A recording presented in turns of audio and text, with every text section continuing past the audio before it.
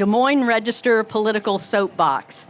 What the Soapbox is all about is that a candidate for public office gets 20 minutes, the platform here on a mic, and they can use it however they want. They can speak all 20 or they can speak for 2. They can take questions or not. It's up to them. What we ask of you, the audience, is to politely listen. We at the Register believe in civil discourse, and we ask you to practice Iowa nice and let candidates have their say. So our first speaker for today is Brenna Bird. She's a Republican from Dexter, and she's running for Attorney General. She is running against an incumbent, Tom Miller, who's a Democrat from Des Moines. Brenna Bird.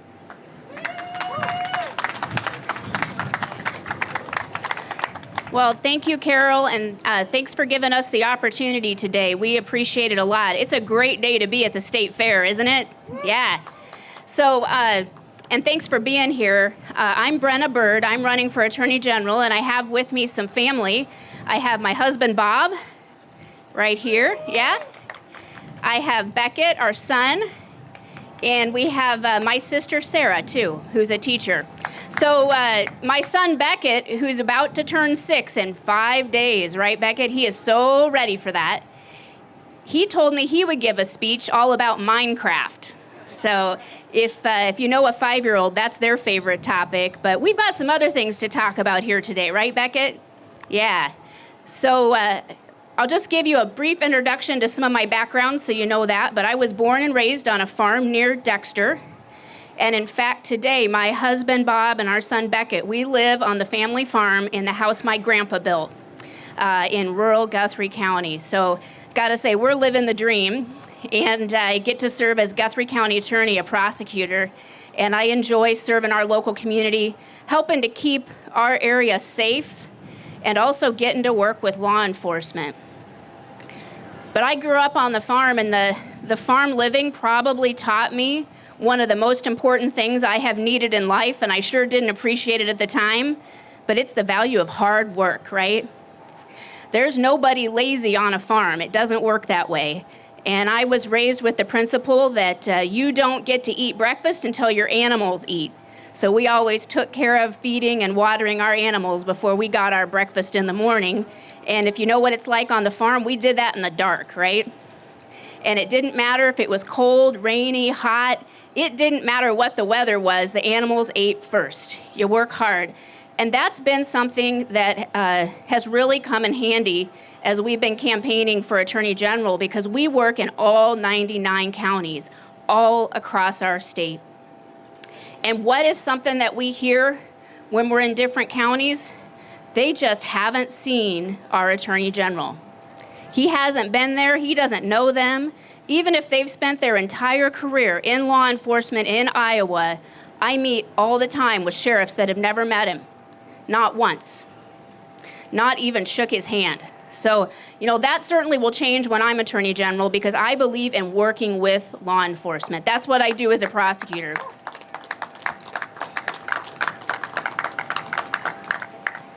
And let's talk a little bit about that. There was a time when I was a kid where I think we just kind of took public safety for granted, right? That was just the way things are. But it's not that way anymore. And we've seen our law enforcement get in a hard time sometimes. Some people in the national media, they don't think well of law enforcement in general, do they? And I think that's hurting the profession. I work as a prosecutor every day with our law enforcement. Do you know what I see? I see heroes with a good heart. People who go to danger. People who are there when people like us have to call 911, right? They deal with the things that we just can't deal with or don't know how to deal with. And they don't really get the appreciation they deserve, right? If they arrest somebody, do you think that person says thank you?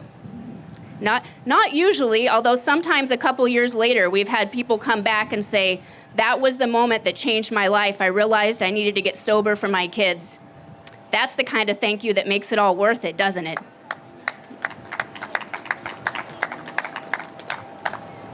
Something we need, though, in the Attorney General's office, because the current Attorney General is silent when it comes to supporting law enforcement.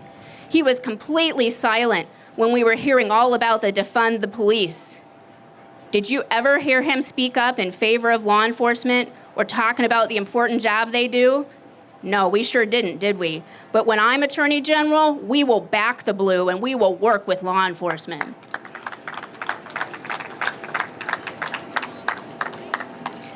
There's something else we'll do that I think Iowa needs right now. You know, we're kind of having a hard time under the Biden administration, aren't we? You know, they have an anti-farmer agenda that they're trying to impose from Washington, D.C. They seem to think that the CDC and other experts should impose different rules on us, right? Taking away our freedoms. And who in our state has the power to go to court to sue the federal government to enforce the law and Constitution? It's the Attorney General, right? It's the Attorney General. Now, does he do that? No, he is silent. When it comes to holding the Biden administration accountable, it looks like our Attorney General is Biden's Attorney General. When I'm Attorney General, I'm going to be Iowa's Attorney General.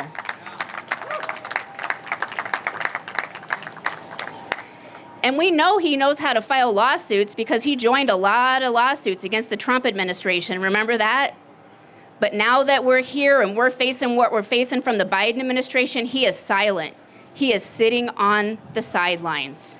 He was the one who endorsed Biden during the Iowa caucuses, his earliest supporter in Iowa, even before anybody thought that Biden could be president. So I think we know where his support lies. He supports Joe Biden.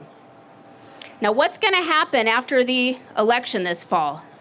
We're working hard, so I think we're going to win. We're going to see a lot of changes in D.C., too. But one change we're not going to see is the person in the White House, because he still has 2 years left on his term.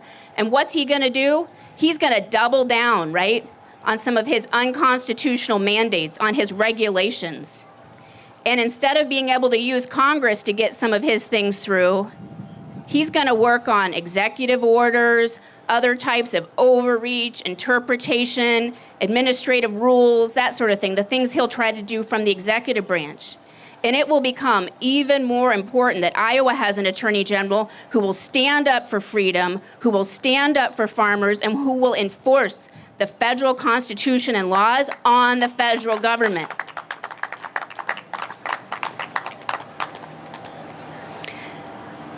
Now, some people ask me, who is our Attorney General? Because they don't know. They haven't seen him. Would you believe he first got elected in 1978 when I was 2?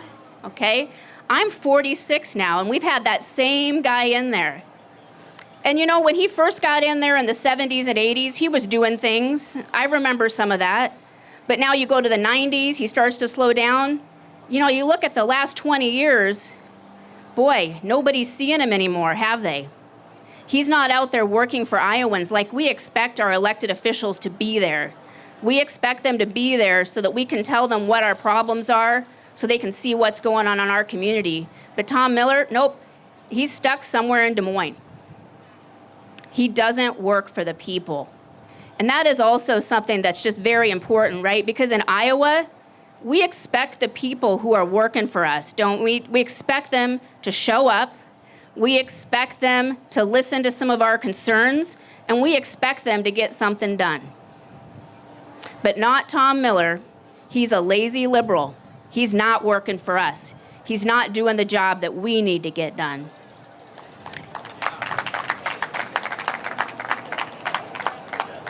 And let's look at what's gone on in our state. You know, we have a state legislature that passes laws. Whose job is it to defend those laws when they are challenged in court? It's the job of the Attorney General. Don't you want somebody who's pulling in the right direction for a change, who's not lazy, who's not liberal, somebody who will support the policies, for example, of Governor Reynolds as she helped us through the pandemic that we went through? That wasn't easy, was it? She did a great job. You know, and she needs an Attorney General who works for Iowa, not for the Biden administration.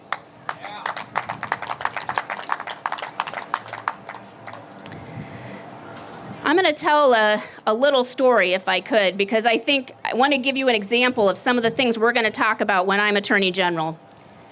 And we're going to talk about back in the blue, right? But that's a real concrete thing that we're going to do. A lot of times we hear from media stories, and it's usually the negative things that we hear, right? That's often what the news covers because people are interested in that. So we'll hear the few bad apples. But do we hear about the heroes among us? We don't, because they don't get the credit we deserve. So even in Guthrie County, where I serve as a prosecutor, I'm going to tell you a story about a local hero we have who didn't even see himself that way. But he was 19 years old, just started a job with the Panora Police Department. He hadn't even been to the Law Enforcement Academy yet, okay? So he hasn't been trained yet. He's on the job, he gets called out to the Casey's in Panora. And there he arrives to find someone in the bathroom at Casey's who's already gone because of an opioid overdose, okay? What does he start to do? Now keep in mind, he hasn't been trained, he's new, he's by himself. He starts doing those chest compressions. You know the kind I'm talking about, the really hard ones that somebody does to try to get somebody's heart back going again. He gets the guy's heart back going and sends somebody else to get the Narcan because he hadn't even been issued that yet. The person shows up with the Narcan, it's administered. That person is alive today.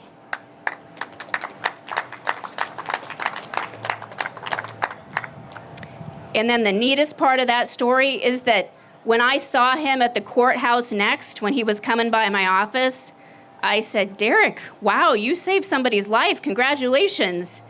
You know, what an amazing thing that you did. You know what he said? Oh, just doing my job. Well, he was doing his job, but he wasn't just doing his job, was he? But he was humble. He wasn't looking for the credit. But does he deserve that from us? He does. He does.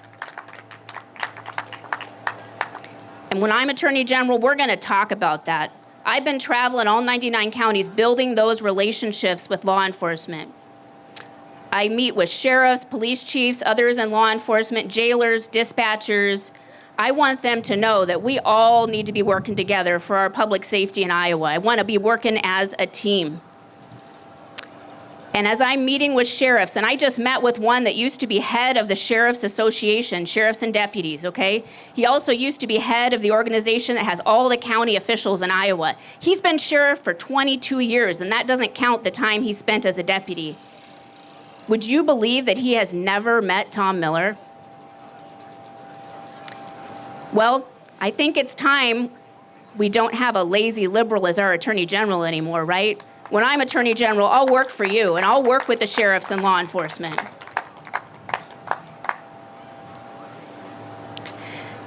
As we work throughout the state, too, we hear from a lot of people who are concerned about what's going on with the Biden administration. They're worried about their freedoms. They're worried about how do you fight back. Because we're facing a time where, yeah, gas is slightly cheaper, but it's still pretty expensive to fill up the tank. I don't know about you, but I haven't seen any big savings at the grocery store lately. It seems more expensive every week. I don't know if it's just because we eat more or if it's because the prices are going up or a little of both. And they're wondering, where is that relief going to come from? Well, the next couple of years of the Biden administration, you're going to see that coming from attorneys general. And I'm going to work with our neighboring states in the Midwest and across the country to make sure that Iowa is represented in court, that we aren't sitting silent while major issues are coming before us. We will take those cases to a federal judge. We will have people in our office, a squad that understands how to fight federal regulations that go too far, that will push back against that overreach.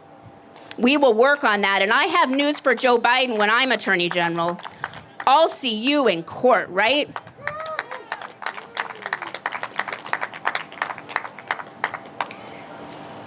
Our current Attorney General, he's Biden's Attorney General. When I'm Attorney General, I'm going to be Iowa's Attorney General. Thank you very much. Thank you. Hey, thanks. You bet.